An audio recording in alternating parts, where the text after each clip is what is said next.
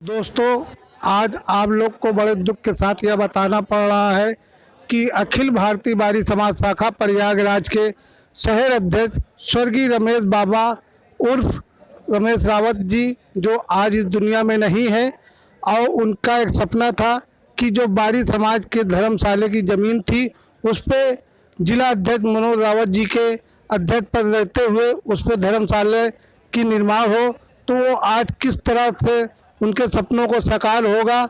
आइए हम चर्चा करते हैं संरक्षक आदरणीय श्री बसंत लाल रावत जी से कि वो उनके सपने को कैसे साकार होगा, क्योंकि उस ज़मीन की रजिस्ट्री भी हुई है और रजिस्ट्री दाखिल खारिज है, तो उस पर ये अपना प्रकाश डाले। आदरणीय बसंत लाल रावत जी।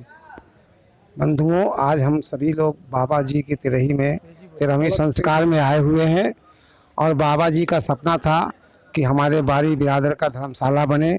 उनके पिताजी बाबू दयाशंकर जी स्वर्गीय, उन्होंने ज़मीन दान दी थी जो कि करैली में धर्मशाला बना था, किंतु बारी समाज के पूर्व अध्यक्ष और महामंत्री लोगों ने बिना अनुमति के बिरादरी से आपसी सहमत से उन लोगों ने बेच खाया और उस पैसे को थोड़ा मोड़ा जमा कर दिया और उस ज़मीन की रजिस्ट्री भी हुई थी जहां इन्होंने ज़मीन लिया था डांडी में।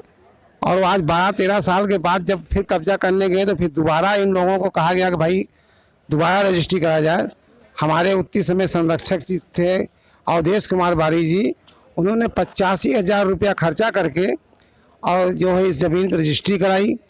और रजिस्ट्री कराने के बाद जो है ज़मीन को पता नहीं बता रहे हैं 85,000 कहाँ खर्चा किया, कैसे खर्चा किया गया। अगर आपने जिस ज़मीन की रजिस्ट्री कराई है, आज उस ज़मीन को हमारे अध्यक्ष जी, हमारे सारे पदाधिकारी पूछते हैं, चलिए भाई आपने हमको रजिस्ट्री थमा दी, अब ज़मीन दिखाओ कहाँ पर है। तो ये आनाकानी करते हैं, कभी कहेंगे हम बाहर जा रहे हैं, कभी कहेंगे कुछ कर रहे हैं। ये ज़मीन दिखा नहीं सकते कौन सी ज़मीन है जो हमने रजिस्ट्री कराई है। और रजिस्ट्री कराने के बाद अब कहते हैं कि अब ज़मीन को भूल जाओ, बाबा जी चले गए, अब ज़मीन से नहीं मिल सकती किसी को, चाहे अध्यक्ष जी दौड़ लें, चाहे शंभुनाथ, कोई भी दौड़ ले, अब नहीं मिलेगा। तो क्या बंधुओं, आप